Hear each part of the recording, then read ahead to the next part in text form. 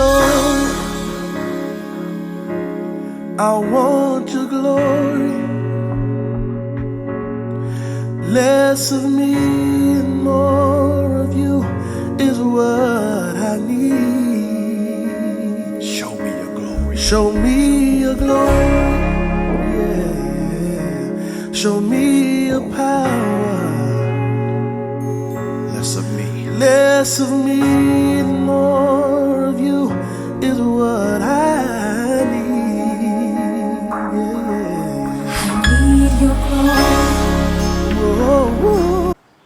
Good morning. This is lesson 3 today. Our subject is love versus guilt. We're still talking about Joseph.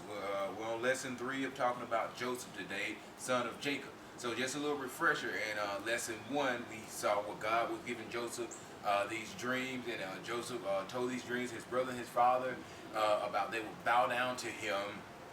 In the future, God was giving him these dreams, and his brothers got very angry at him, so angry to the point where they tried to kill him, and they eventually sold him into slavery.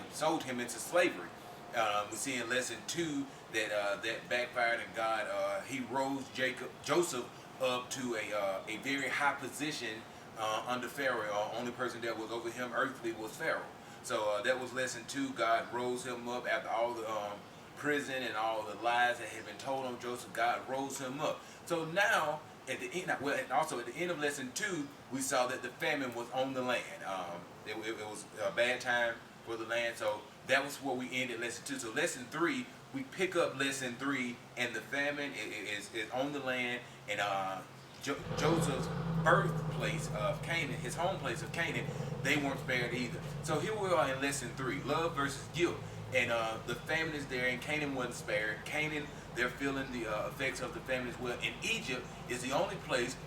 Joseph is the governor of Egypt. It's the only place that has grain. They prepared for it. They're ready for it. Not saying they weren't spared, but they had prepared for it.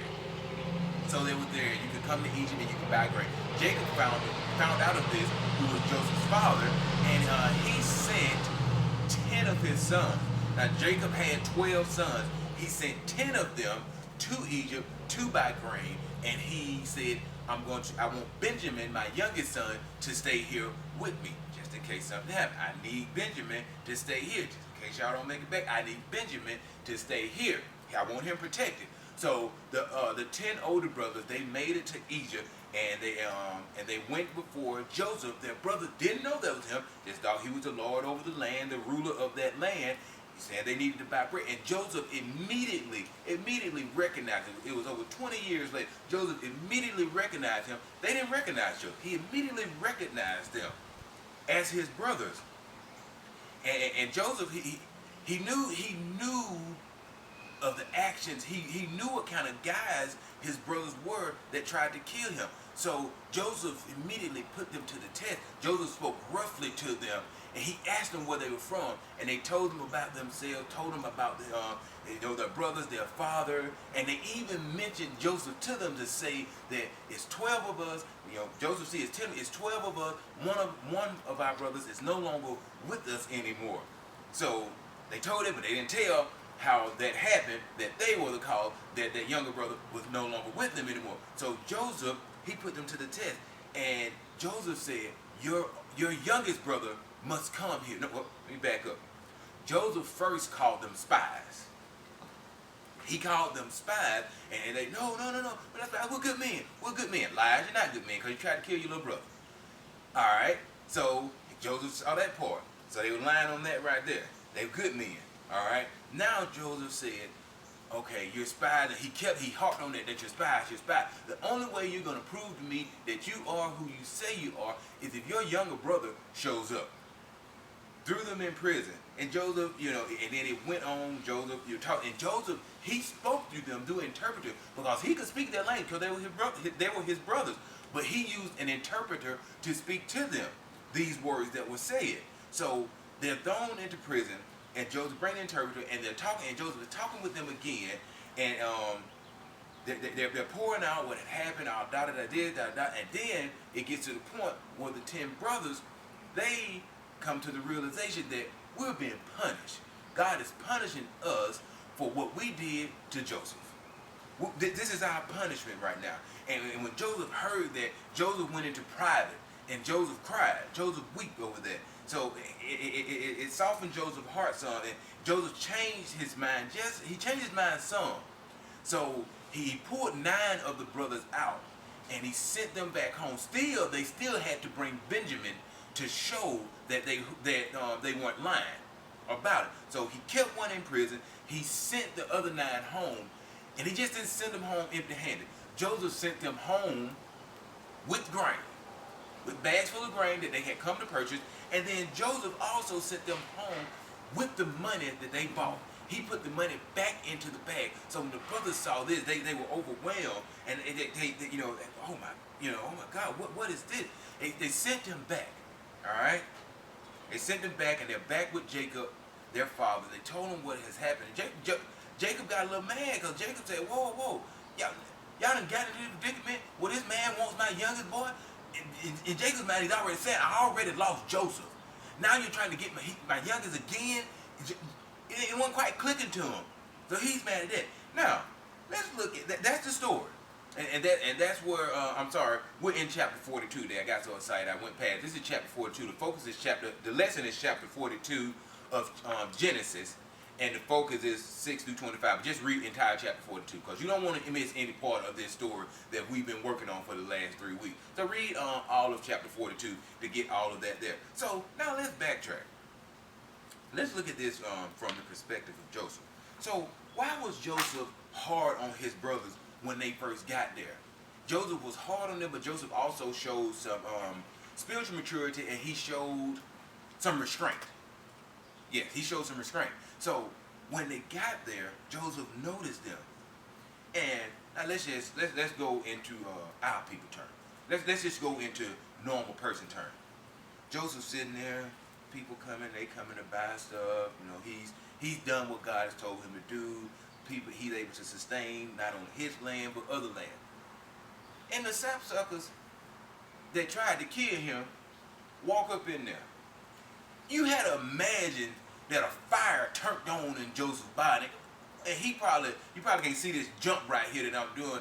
He probably did a little jump like that right there, and like, oh, look who it is.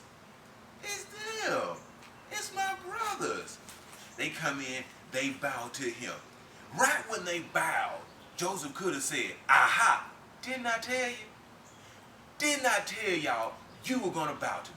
He could have said that right then and there. He could have said, didn't I tell you? They would have said, who are you? It's me. Ha, ha, ha. It's me. It's Joseph. He could have did that.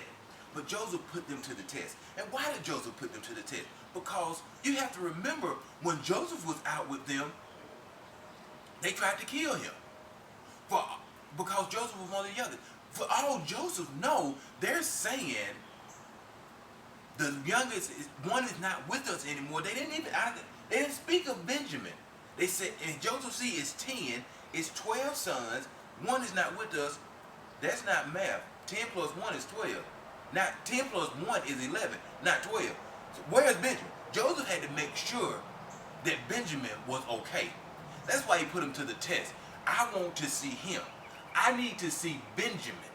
That's what Joseph is saying. I need to see Benjamin, because you guys are already proving yourself to be liars, to be thieves, to be attempted murderers. You've already proven yourself to be that, because I don't know what you went back home and told Father about me. I know you didn't go home and tell him the truth, that you tried to kill me and that you sold me into slavery. I know you didn't do that. So you got to prove to me that you guys aren't still lying about this. You got to prove to me that you can tell the truth, because I know you didn't do it. I know you didn't tell Father what you really did to me. So that's why Joseph put them to the test. That's why Joseph spoke with some harshness to them. All right? And the restraint that he showed, that he didn't just go at them. And then eventually, it had to come over that, they did me wrong, but these are still my brothers. And they are feeling sorry for what they did to me. Their conviction is on them. Not that they're necessarily feeling sorry. They're recognizing that the consequences for the actions that they did 20 years ago are catching up to them. And Joseph wept. and then realize that this is still my family. You have to imagine that Joseph, these are still my brothers. So I'm going to show some mercy on them. I'm going to show the mercy on them that they didn't show on me. I'm going to send them home with all the grain they need. And not only am I going to send them home with the grain, I'm going to send them, he sent them home with the money. So basically, they traveled all the way to Egypt and got free grain. The only thing they lost in their trip to Egypt, they didn't lose, it was kind of put on hold, was one of their brothers. And they still had to return back. So love versus guilt. The guilt was with the brothers. Joseph did show love to his brothers. Because Joseph could have, now recognize this, y'all. Joseph could have said, it's me, it's Joseph. Remember what y'all did to me? You know the only person that I answer to is Pharaoh. He said, what I say goes. Take them here. Have them killed. Have a public execution. Do this. Torture them. Put them in prison for the rest. Joseph could have had all of that done to them. Because God had rose him up to second in charge. God has rose him up with a godly power to do a mission on earth. And Joseph could have slipped into the flesh and sought out vengeance on his brothers. But he didn't. Because it's not easy, y'all. It's not easy when somebody has wronged you. It's not easy to look past that. And not only did Joseph look past it, Joseph did not let them know who he was. So he had to maintain that and also maintain some restraint that I'm not going to give these jokers what they tried to give me. And when people have wronged you in your life, brothers and sisters, I'm not sitting here saying that when the next time you see them, you just going to be, oh, it's all good. We good. Let's go have a burger together. Let's go have a drink together. Let's go do this. No. It's hard. It's hard when you try to do it by yourself. But when you have the power of God working in you, when you have God's power, it makes it easier. It makes it understandable. Because the power of God can work through you. And the power of God can give you a peace that surpasses your own understanding. That's word. The power of God can give you peace that will surpass your own understanding. You wonder, how and why was I able to do this? Because of the power of God. Now I say this, if somebody has wronged you in your life, somebody has done something to you or a family member, okay? Vengeance is not yours. And don't try to just do this by yourself because you can't. You can't do it by yourself. I'm telling you flat out, you can't do it. These fleshly bodies, we can't do it by ourselves. We need God. We need him in every situation of our lives. But we especially need him when it's time to forgive somebody when they wrong you. And especially in this situation, Joseph it has to get past the point that these guys, his brothers, the blood that runs through his veins runs through their veins, tried to kill him, sold him into slavery. And for the last 20 years, they didn't know what happened to him. But now, the dreams that God has given him, they came to pass. They now have revealed themselves, and his brothers have bowed down to him, not knowing what they did, not knowing that that was their younger brother that they tried to kill.